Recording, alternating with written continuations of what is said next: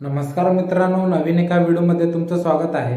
या व्हिडिओमध्ये आपण पोलीस भरती करता शैक्षणिक पात्रता काय लागते, शारीरिक पात्रता काय लागते व पुरुषांची जी शारीरिक चाचणी होते त्यामध्ये गुण देण्याची पद्धत कशी असते याविषयी सविस्तर माहिती बघणार आहोत।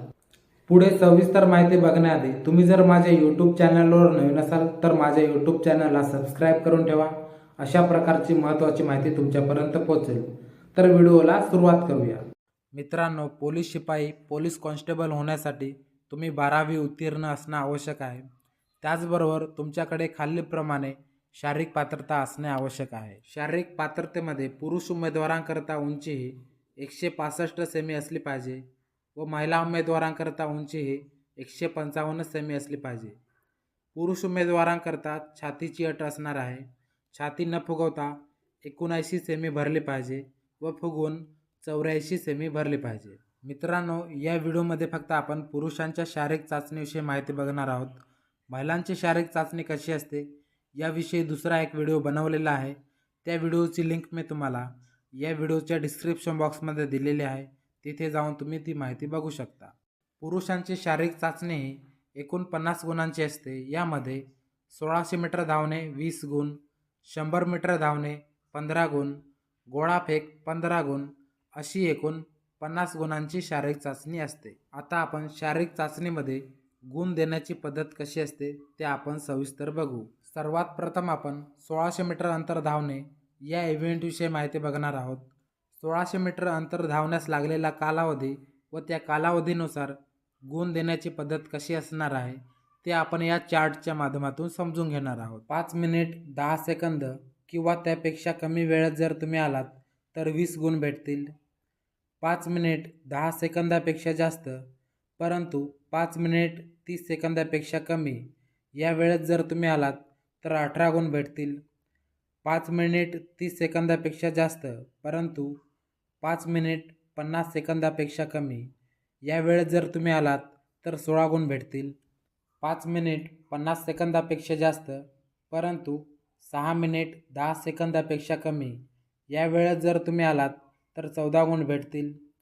6 मिनिट 10 सेकंदापेक्षा जास्त परंतु 6 मिनिट 30 सेकंदापेक्षा कमी या वेळेत जर आलात तर 12 गुण भेटतील। 6 मिनिट 30 सेकंदापेक्षा जास्त परंतु 6 मिनिट 50 सेकंदापेक्षा कमी या वेळेत जर आलात तर 10 गुण भेटतील।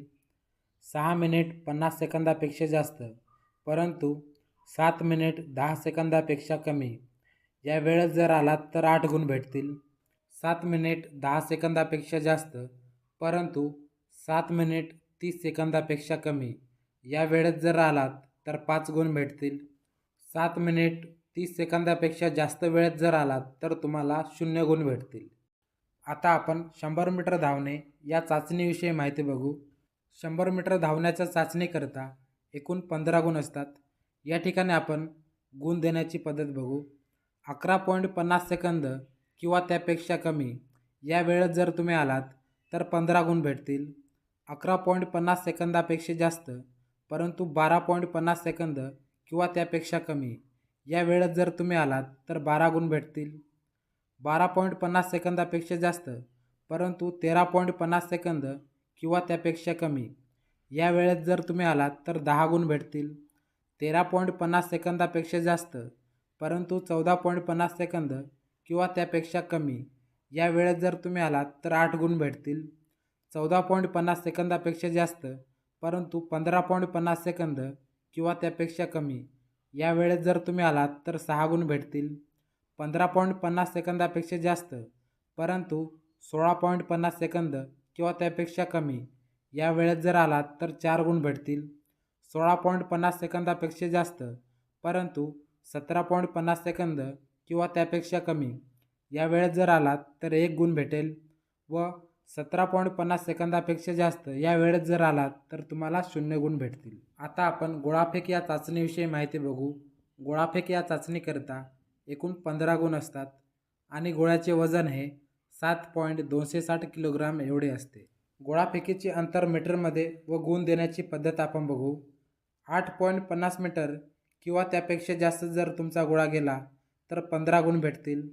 7.90 मीटर किंवा जास्त परंतु 8.50 मीटरपेक्षा कमी या दरम्यान जर तुमचा गोळा पडला तर 12 गुण भेटतील. 7.30 मीटर किंवा जास्त परंतु 7.90 मीटरपेक्षा कमी या दरम्यान जर तुमचा गोळा पडला तर 10 गुण भेटतील.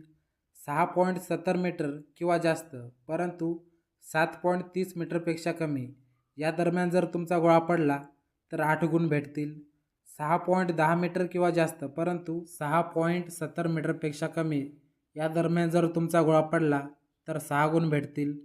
5.50 मीटर किंवा जास्त परंतु 6.10 मीटरपेक्षा कमी या दरम्यान जर तुमचा गोळा पडला तर 5 गुण भेटतील. 4.90 मीटर किंवा जास्त परंतु 5.50 मीटरपेक्षा कमी या अंतरादरम्यान तुमचा जर गोळा पडला तर तुम्हाला 4 गुण भेटतील. 4.30 मीटर किंवा जास्त परंतु 4.90 मीटरपेक्षा कमी या दरम्यान जर तुमचा गोळा पडला तर तुम्हाला 3 गुण भेटतील.